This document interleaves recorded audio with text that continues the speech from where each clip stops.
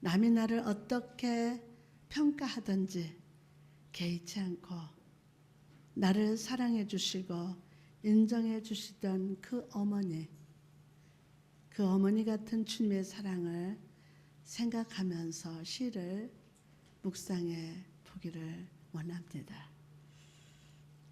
사모곡. 어린 시절 온 세상에 눈 입을 덮던 날이면 따스한 아랫목 어머니의 무릎에 누워 옛날 이야기 듣던 때가 있었습니다.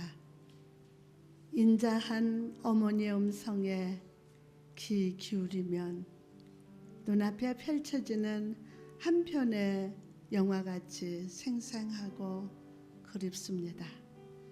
강물은 흐르고 사는 계절의 옷을 바꿔 입었습니다. 편안한 초장 같던 어머니, 쓸쓸한 고목처럼 떨어지는 인생의 잎사귀들을 바라보고 계십니다. 나 당신에게 기댈 언덕이 되어드리지 못하지만 내 진정 사모하는 친구가 되시는 그 아름다우신 구주 예수께로 손잡고 함께 나아가려 합니다. 온 세상이 하얗게 얼어 있어도 생명으로 가득하고 은혜로 가득한 그 그리운 초장으로 할렐루야. 귀한 주일을 허락하신 하나님을 찬양합니다. 오늘 이 시간 이 말씀이 겨울의 추위로 얼어있는 여러분의 육신과 영혼, 마음을 아주 따스하게 녹여주는 은혜 가득한 한 잔의 차가 되기를 축복합니다. 2차 세계대전이 끝나고 필리핀 한 시골 마을에 귀신이 돌아다닌다는 이상한 소문이 떠돌았습니다. 마을 가축들이 사라지고 귀신은 봤다는 사람들이 점점 늘어납니다. 결국 마을 사람들은요, 힘을 합치면 못할 것이 없다면서 귀신을 이겨내기로 결심했고, 마을 사람들은 밤마다 마을을 돌아다니면서 귀신 잡기에 나섰습니다. 그리고 결국 잡은 귀신 잡았어요. 귀신 잡았어요. 귀신을 잡은 이 귀신은 귀신이 아닌 일본군 패장병 사노 토키아키라는 사람이었어요. 이 패장병은 일본의 항복으로 2차 세계대전이 끝났다는 사실을 전혀 알지 못했습니다. 오히려 본국에서 지원병을 보내줄 것이라고 믿고 무려 33년이나 넘는 시간 동안 산속에서 숨어 살았습니다. 그래서 배고플 때마다 주민들이 키우던 가축을 훔치고 식량을 몰래 훔쳐 먹으면서 지원군을 기다렸다는 것입니다. 심지어 그는 일본으로 돌아가는 그 순간에도 일본이 전쟁에서 패배당했다는 사실을 끝까지 믿지 않았다고 합니다. 여러분, 전쟁이 끝난 것도 알지 못한 채 33년 동안이나 숨어 살던 이 폐장병처럼 오늘날 많은 사람들이 영적으로 폐장병처럼 살아가고 있습니다. 예수 그리스도가 십자가에서 못 박히시고 부활하시사 우리가 죄와 사망에서 이미 자유해졌고 이제는 하나님의 자녀로서 은혜의 보좌 앞에 나갈 수 있는 권세가 있음에도 불구하고 오늘날 많은 성도들이 삶 속에 다가오는 수많은 문제와 염려의 잔해 속에 갇혀 살아간다는 것입니다. 스스로를 가리켜 그리스도인이라고 말하고 있지만 우리의 삶 속에서 예수님의 향기, 그리스도의 특징을 발견하기가 점점 힘들어져 갑니다. 여러분, 이럴 때일수록 우리는 신앙의 본질에 집중해야 될 줄 믿습니다. 신앙의 본질에 집중해야 돼요. 그리고 말씀을 통해서 우리를 가르치시고 격려하시며 진리로 인도하시는 성령의 음성에 귀를 기울이며 순종해야 함을 믿으시기 바랍니다. 오늘 말씀을 통해서 우리를 가르치셔요. 그리고 수고했다 격려하시며 진리로 인도하시는 성령의 음성을 들을지어다. 아멘. 우리가 지난 2주 동안 하나된 교회의 특징들에 대해서 살펴보고 있었습니다. 교회는 어떤 곳입니까? 교회는 어떤 곳이에요? 예수 그리스도가 머리가 되시고 그분의 원하는 자를 부르시고 교제하기를 원하시는 곳이 교회입니다. 예배와 기도를 통해서 잘 훈련받아서 주님이 주신 권능으로 사단을 쫓고 복음을 전하는 주님의 팔로 쓰임 받는 곳이 교회라는 거예요. 갑절에 성령의 은사를 받아 다른 사람을 위로하고 섬기며 하늘나라를 소망하면서 살아가는 사람들이 모인 곳이 바로 교회입니다. 지난 2주 동안 여러분은 이 말씀대로 살아오셨습니까? 저는 그런 줄 믿습니다. 한 몸, 한 성령, 한 소망에 이어서 바울은 그리스도인의 하나됨을 특징하는 가장 중요한 단어에 대해서 말씀하십니다. 오늘 본문에 5절을 보니까 다 같이 주도 한 분이시요 믿음도 아멘. 자, 이제 바울은 예수 그리스도께 초점을 맞춥니다. 예수 그리스도께 초점을 맞춰요. 여기서 바울이 말하는 주는 헬라어로 퀴리오스라고 하는데 이것은 힘이 있다, 권세를 가졌다, 유효한 지배력을 가졌다라는 뜻이라고 합니다. 그럼 바울에게 있어서 주는 어떤 분이 되십니까? 그분은 바로 예수 그리스도이십니다. 예수 그리스도, 그분이 힘이 있으시며, 다시 한번 그분이 힘이 있으시며 권세를 가지셨고 우리 인생의 유효한 지배력을 지니신 유일한 한 주가 되신다고 선포하고 있습니다. 그럼 바울이 예수를 주님이라고 고백한 이유와 근거는 무엇입니까? 그 이유는 첫 번째는 예수께서 이 세상에 구주로 오셨기 때문이에요. 구주로. 누가복음 2장 10절 말씀 보니까 천사가 이르되 무서워하지 말라. 보라 내가 온 백성에게 미칠 큰 기쁨이 좋은 소식을 너희에게 전하노라. 오늘 다윗의 동네에 너희를 위하여 구주가 나셨으니 곧 그리스도 주시니라. 예수님이 탄생하시던 밤 양을 치던 목자들에게 천사들이 찾아갔습니다. 그리고 큰 기쁨의 좋은 소식을 전하는데 바로 예수 그리스도가 구원의 선물을 가지고 찾아오셨다. 이게 큰 기쁨의 좋은 소식이에요. 예수 그리스도가 구원의 선물을 가지고 찾아오셨다. 오늘 이 자리에 찾아오셨다. 여러분, 예수님 당시에 이 땅을 다스렸던 왕들은요, 희망을 말하고 평화로움을 세상에서 먹고 사는 걱정 없이 살게 해주겠다고 약속했지만 그 누구도 영혼의 구원을 약속하지는 못했습니다. 영혼의 구원. 그러나 천사는 예수 그리스도를 구주, 하나님께서 친히 기름을 부으신 구세주요 메시아가 되신다고 선포하고 있습니다. 그분만이 참된 왕이시고 참된 선지자이시며 하나님과 인간 사이에 은혜로 중보하시는 참 제사장이 되신다는 거예요. 이 예수님이 오셨기 때문에 우리는 믿음으로 담대하게 주 예수를 믿으라. 그리하면 너와 내 집이 구원을 얻으리라 라고 선포할 수 있어요. 주 예수를 믿음으로 우리는 구원을 경험하고 참된 평화를 잃어버린 이 세상에서 하나님의 평강 안에 살 수 있게 되었음을 믿으시기 바랍니다. 주 예수를 믿음으로 다 같이 시작. 주 예수를 믿음으로. 여러분 무엇을 경험했습니까? 주 예수를 믿음으로 구원을 경험했어요. 주 예수를 믿음으로 참된 평화를 잃어버린 이 세상에서 하나님의 편안 안에 살 수 있게 되었습니다. 두 번째로 예수님만이 제사함을 주실 수 있기 때문입니다. 예수님만이 제사함을 주실 수 있기 때문에. 예수님은 구원의 주로서 구원의 선물을 가지고 우리에게 찾아오셨습니다.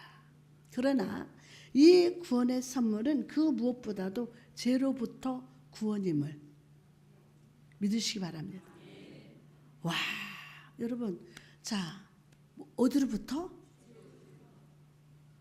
죄로부터 구원이요. 죄로부터 구원. 여러분, 이게 보통 역사가 아니에요. 죄로부터의 구원.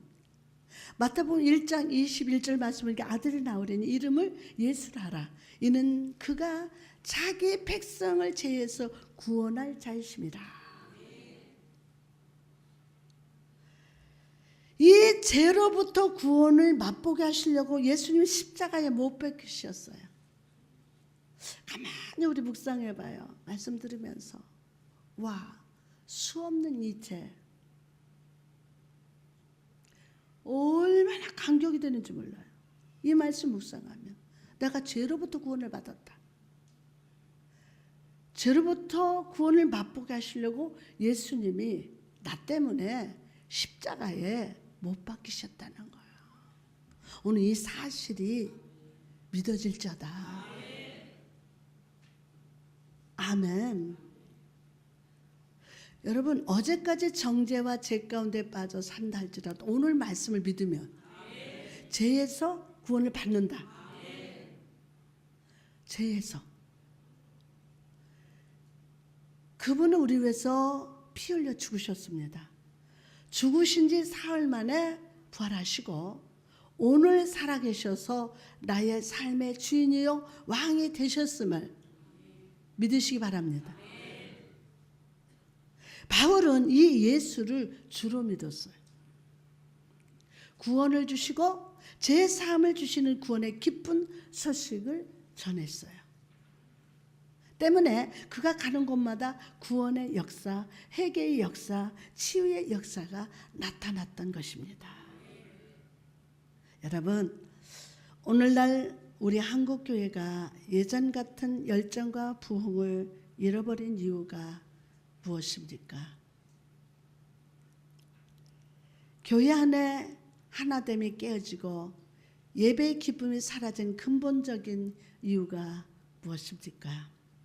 구원의 주요 제3을 주시는 예수 그리스도를 놓쳤기 때문이에요. 예수 그리스도를 놓쳤기 때문에. 여러분, 꽃의 태양을 바라보고 물을 뿌리로 빨아들여야 항상 피어 있을 수 있는 것처럼 우리는 제3을 주시는 주 예수의 빛 아래서 회개하며 구원의 선물을 주시는 예수 그리스도의 생수를 영혼 깊숙이 받아들이는 자가 되어야 할 줄 믿습니다. 여러분, 예수 그리스도만 믿으면 우리를 위해 십자가에서 죽으시고 부활하셨다는 사실을 확신하는 성도 여러분 되시기 바랍니다. 그럴 때만이 우리는 그 믿음 안에서 참된 연합을 이룰 수 있을 줄 믿습니다. 여러분, 오직 믿음만이 우리를 구원하십니다. 오직 믿음만이 저와 여러분을 구원합니다. 오직 믿음이 유일한 생명의 길임을 믿으시기 바랍니다. 오직 믿음이 유일한 생명의 길임을 믿으시기 바랍니다. 믿으시기 바랍니다. 오직 믿음만이. 그런데 안타까운 사실은 많은 주의 자녀들의 이 믿음을 잃어버립니다. 예수는 실패한 구원자라고 말하고 또 다른 구원자를 세웠다는 그 거짓 진리에 속아 넘어지는 자녀들이 너무나도 많습니다. 데살로니가후서 2장에 보니까 사도 바울이 데살로니가 교인들에게 보낸 편지가 기록되어 있습니다. 사도 바울은 이방의 여러 도시를 다니면서 교회를 세우고 십자가의 복음을 전했습니다. 그런데 어느 날 바울이 세운 데살로니가 교회 안에 거짓 선지자가 나타났다는 소식을 듣게 되었습니다. 그래서 바울은 데살로니가 교인들에게 거짓 복음에 말리지 말라, 거짓 복음에 휘말리지 말라고, 그러고 사랑을 담아서 막 훈계합니다. 사랑을 담아서. 데살로니가 후서 2장 2절에 보니까 영으로나 또는 말로나 또는 우리에게서 받았다는 편지로나 주의 날에 이르렀다고 해서 쉽게 마음이 흔들리거나 두려워하거나 하지 말아야 한다라고 합니다. 이 당시에 데살로니가 교회 안에는 내가 영적으로 이런 계시를 받았다, 나는 바울에게서 종말에 대한 특별한 편지를 받았다고 외치면서 성도들을 미혹하는 거짓 선지자가 있었습니다. 바울은 성도들의 이런 자들을 두려워하지 말고 마음이 흔들리지 말라고 권고를 했습니다. 또한 교회 안에는 자기 자신을 신이라고까지 말하는 사람도 있었습니다. 데살로니가 후서 2장 4절 보니까 그는 대적하는 자라 신이라고 불리는 모든 것과 숭배를 받는 것에 대항하여 그 위에 자기를 높이고 하나님의 성전에 앉아 자기를 하나님이라고 세웠느니라 합니다. 오늘날 수많은 사람들이 자기가 하나님이다, 예수님이다, 성령이다 알고 외칩니다. 성경의 말씀을 자기 마음대로 해석함으로 수많은 사람들을 미혹하고 있습니다. 이 미혹의 영이 역사하면 그 사람이 목사든지 장로든지 집사든지 세상 인정받는 박사까지도 막 넘어갑니다. 넘어가요. 즉 그 누구도 이 미혹에서 쉽게 이길 수는 있는 사람 아무도 없어요. 여러분, 오늘도 이 거짓 선지자의 미혹은 계속되고 있습니다. 이럴 때 우리가 해야 할 일이 무엇입니까? 성령님의 음성에 민감하며 구원의 주여, 제 삶을 주시는 주님께 가까이 나가야 함을, 그분 안에 거하는 일이 최선인 줄 믿습니다. 데살로니가 후서 2장 8절에 보니까 그때에 불법한 자가 나타나리니 주 예수께서 그 입의 기운으로 그를 죽이시고 강림하여 나타나심으로 패하시리라. 더 크게 아멘. 패하시리라. 여러분, 모든 거짓 선지자 미혹의 영은 예수 그리스도께서 임하실 때 무너져요. 무너져요. 거짓이 드러납니다. 흔들리지 마십시오. 미혹의 영을 두려워하지 말고 속지 마시기를 주님의 이름으로 축복합니다. 하나님의 말씀이라면은, 하나님 말씀이 하나님의 영이라면 점점 하나 되게 만들어요. 하나 되게 하지 흩어지게 안 해요. 예? 흩어지게 않고 여기서 분쟁을 안 일으켜요. 하나님의 영은 하나 되게 한다. 성령은 하나 되게 하신다. 모으는데 거짓 영은 하나 되게 하지 않습니다. 절대로 흩어지게 만들어요. 데살로니가 후서 2장 15절에 보니까 그러므로 형제들아 굳건하게 서서 말로나 우리의 편지로 가르침을 받은 전통을 지키라. 새로운 복음, 새로운 거짓 증거에 속지 말고 나를 구원하신 예수 그리스도 주의 보혈의 십자가를 붙듭시다. 단단하게 붙들어요. 주의 그리스도 주의 보혈 십자가를 붙드세요. 아멘. 여러분은 지금 십자가를 붙든 하나님의 군사인 줄 믿습니다. 아멘. 어제까지 여러분이 어떤 죄를 지었다 할지라도 오늘 구원의 죄를 구원하시는 제3의 구원을 받은 여러분, 오늘 세워진다. 걱정하지 마세요. 괜찮아요. 누가 정죄할 수 없어요. 처음 예수를 알게 되고 처음 나에게 주셨던 말씀에 그 전통을 지키시기를 바랍니다. 사람의 말이 아니라 오직 예수 그리스도의 음성에만 귀를 기울입시다. 그럴 때 목자 되신 주님이 나를 지키시고 그 말씀이 나를 미혹의 영으로부터 자유케 하실 줄 믿습니다. 아프리카에서 선교하던 선교사 가족이 있었습니다. 어느 날 어린 아들이 뒤뜰에서 혼자 놀고 있는데 갑자기 아빠가 다급한 목소리로 아들아 막 너무 다급한 목소리로 아들을 불렀습니다. 얘야 얼른 땅바닥에 바짝 엎드려. 아들은 즉시 땅에 탁 엎드렸습니다. 자, 이제는 절대 고개를 들지 말고 아빠 쪽으로 기어와라. 기어와. 아들은 아빠가 시키는 대로 고개를 탁 숙이고 기어서 아빠 있는 쪽으로 기어갔습니다. 그리고 아버지는 이제 일어나서 뛰어와라 외칩니다. 아들은 아버지 품에 달려와서 안겼습니다. 그리고 자기가 놀고 있던 나무를 딱 쳐다보니 나무 위에 길이가 5m나 되는 독사가 매달려 있는 거예요. 만약 아들이 아버지의 말을 믿지 않고 고개를 들고 걸었다면 끔찍한 결과가 생겼을지도 모릅니다. 여러분, 이처럼 우리가 그리스도인으로서 이 세상을 살아갈 때도 이런 무서운 유혹의 뱀이 우리를 주목하고 있음을 아십니까? 오늘 세상의 소리, 사람의 소리에 귀 기울이던 습관을 버리고 겸손히 엎드려 구원의 주여 제 삶을 주시는 예수 그리스도의 음성에만 귀를 기울이십시오. 그분이 나에게 하라고 하시는 그대로 순종하며 살아갑시다. 그럴 때 의미 없던 여러분의 삶의 기쁨의 포도주가 가득할 겁니다. 내 삶에 숨겨진 은혜와 축복들을 발견하는 영의 눈이 밝아질 겁니다. 영의 눈이 밝아질 겁니다. 귀가 열릴 겁니다. 내 삶의 환경이 사방의 우겨쌈을 당하고 염려의 파도가 내 인생의 배를 삼킬할지라도 그 고난의 파도를 걸으시사 사랑하는 내 딸아 내 아들아 안심하라. 나 예수가 여기 있으니 두려워 말라 라고 말씀해 주십니다. 두려워하지 말라 내가 널 도와주리니.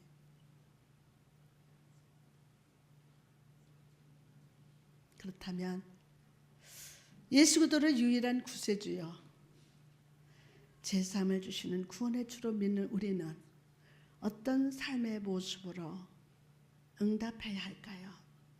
바로 내가 믿는 그 믿음으로 입으로 시인하고 고백하는 삶을 살아가는 것인 줄 믿습니다. 누가 믿는? 크게 내가 믿는 그 믿음으로 입으로 시인하고 고백하는 삶을 살아가야 합니다. 아멘. 요즘 신앙생활하는 성도들은 자기 믿음을 의지적으로 고백하는 것이 약합니다.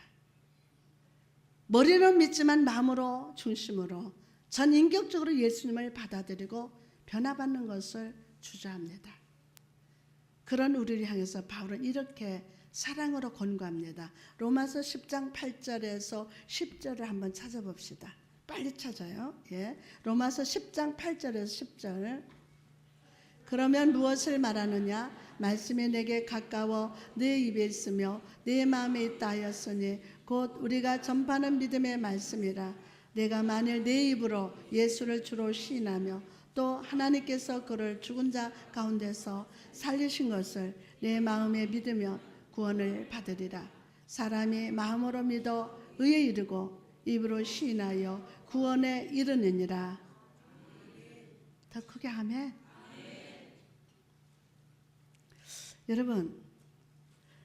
여러분이 예수 그리스도를 유일한 구주로 믿는다면 그 믿는 것을 입으로 고백하세요. 믿는 것을. 교회에서뿐만 아니라 여러분의 일상생활 속에서 사업장에서 구역 모임 안에서 성도 간의 교제 속에서 꼭 계속 고백하시기 바랍니다. 아침마다 고백해요. 고백하는 그대로 역사 일어날 줄 믿습니다. 그럴 때 여러분의 믿음은 확증되고 능력이 나타납니다. 예수님께서 병자를 고치실 때 그분은 항상 내가 낫기를 원하느냐라고 물으셨어요. 어찌 보면 병자에게 너무나 뻔한 것을 물어보시는 것 같았습니다. 병든 자가 병을 치유받는 건 너무 당연하지 않습니까? 그러나 주님은 낫기를 원하느냐? 라는 질문에 믿음으로 고백한 그 사람을 치유하셨어요. 왜 그렇게 하셨습니까? 그 입으로 믿음을 시인하기를 기대하셨기 때문이에요. 이처럼 우리가 삶 속에서 예수 그리스도의 능력과 기적과 은혜를 경험하는 통로는 바로 우리의 입의 고백임을 믿으시기 바랍니다. 우리 입의 고백이에요. 누가 믿는? 내가 믿는 믿음으로 우리의 입의 고백으로. 아멘. 이 통로를 통해서 축복의 역사 일어난다. 특히 우리는 받은 은혜에 감사하는 고백이 넘쳐야 할 줄 믿습니다. 여러분 살자 오늘 꼬집어봐. 살았나 죽었나? 죽었니? 살았니? 이렇게. 내가 지금 살아있어요. 받은 은혜에 감사해야 돼요. 우리는 하나님께서 내 삶에 베풀어 주신 은혜와 감격을 말하는 것을 주저하면서도 삶에 문제가 생겨서 힘들고 원망스러운 마음이 생길 때는 펑펑 울면서 하나님 어떻게 저한테 이러실 수 있습니까? 하면서 고통을 토로합니다. 여러분 예수 그리스도를 한 주로 믿는 자의 입에는 감사가 넘쳐야 돼요. 감사가. 옆 사람한테 감사합니다. 언젠가 책에서 교도소와 수도원의 차이점에 대한 글을 읽은 적이 있습니다. 뭐와? 교도소와 수도원. 교도소나 수도원이나 둘 다 한 번 들어가면 쉽게 밖으로 나올 수 없고 절제된 삶을 살아간다는 공통점이 있습니다. 그러나 두 곳의 결정적인 차이점이 있다면 교도소는 원망과 저주가 넘치는 곳이고 수도원은 감사와 찬양이 넘친다는 것입니다. 비슷한 조건의 장소이지만 거기에 있는 사람들의 입에서 어떤 말이 선포됐느냐에 따라서 분위기가 전혀 달라집니다. 여러분이 오늘 무엇을 말하느냐에 따라 삶의 분위기가 달라집니다. 무엇을 말하느냐에 따라서 삶의 분위기가 달라져요. 여러분이 오늘 어떤 말을 고백하느냐에 따라 그곳이 지옥이 될 수도 있고 천국이 될 수도 있음을 잊지 마시기 바랍니다. 그러므로 교회 안에서 가정 안에서 단 한마디를 해도 감사의 말, 사랑의 말, 칭찬의 말을 합시다. 더 이상 교회 안에서 교회 구역 안에서 부정적인 말, 거짓된 소문, 남을 비난한 말을 하지 마시기 바랍니다. 성령님 오늘 우리 안에 교도소가 떠나가고 은혜의 성전이 회복되게 하옵소서. 자, 우리 안에 뭐가 떠나가고? 담대하게 해줘. 오늘 우리 안에 교도소가 떠나가라. 그리고 은혜의 성전이 회복되게 하옵소서. 민수기 13장에서 14장을 보면요 12정탐꾼의 이야기가 나옵니다. 12정탐꾼 중에 10명은 결국 망했습니다. 왜 그렇게 되었습니까? 민수기 14장 28절에 보니까 너희 말이 내 귀에 들린 대로 내가 너희에게 행하리니. 너희 말이 내 귀에 들린 대로 내가 너희에게 행하리니. 여러분 이거 굉장히 무섭잖아요. 여러분 어떤 말을 해야 되는지 지금 딱 판단이 될 거예요. 너희 말이 하나님 귀에 들린 대로 행한대요. 10명의 정탐꾼은 가나안의 거대한 사람들을 보고 겁을 먹어서 우리는 안 됩니다. 우리는 메뚜기 같습니다. 메뚜기 같대요. 자기들을. 여러분 자신을 소홀히 보지 마세요. 함부로 보지 마세요. 응? 나는 특별하게 창조된 하나님의 자녀예요. 근데 안 된대. 우린 메뚜기 같대요. 그리고 하나님께서는 그들이 안 됩니다라고 말한 대로 안 되게 하셨어요. 반면에 여호수아와 갈렙은 가나안 땅에 들어갔어요. 그 이유가 무엇입니까? 그들의 입으로 하나님 앞에 믿음의 고백을 올려드렸기 때문입니다. 민수기 14장 9절에 보니까 다만 여호와를 거역하지 말라. 또 그 땅 백성을 두려워하지 말라. 그들은 우리의 먹이라. 그들의 보호자는 그들에서 떠났고 여호와는 우리와 함께 하시느니라. 그들을 두려워하지 말라. 아멘. 그들의 고백은 막연한 기대가 아니라 하나님 함께 하심으로 인한 확신의 고백, 믿음의 고백이었습니다. 그리고 주님은 그들의 말대로 승리하게 하시고 가나안 땅에 들어가게 하셨습니다. 여러분 부탁드립니다. 하나님이 내 말을 들으시고 그대로 행하심을 기억하고 믿음으로 말하는 자가 됩시다. 옆 사람한테 믿음으로 말하는 자가 됩시다. 자, 오늘 이 말씀, 이 설교를 듣고도 여러분의 말을 함부로 한다면 말 함부로 한 그대로 하나님을 들으시고 행하신대요. 제발 부탁드립니다. 하나님이 내 말을 들으신다. 그러면 그분은 그대로 행하심을 꼭 명심하시고 믿음으로 말하는 자가 됩시다. 여러분이 믿음으로 고백할 때 하늘로부터 능력이 임할 것입니다. 오늘 내 뱉은 한마디가, 여러분 입에서 내 뱉은 한마디가 여러분의 인생을 결정함을 잊지 말고 감사하시기 바랍니다. 오늘 부활하신 임마누엘 하나님, 주 예수 그리스도를 구주로 고백하시고 수시로 고백합시다. 그럴 때 부흥의 기적, 악한 사단의 견관진이 무너지는 기적, 육체와 영혼과 마음의 질병이 즉시 치유받는 기적이 나타날 줄 믿습니다. 주 예수를 믿음으로 고백할 때, 다시 한번 주 예수를 믿음으로 고백할 때 여러분의 믿음은 환경에 따라 흔들리는 믿음이 아니라 반석 같은 믿음, 예수께 인정받는 믿음이 될 줄 믿습니다. 아멘. 그렇게 될지어다. 시작. 아멘. 그렇게 될지어다. 성령님 그렇게 축복하시고 인도하여 주옵소서.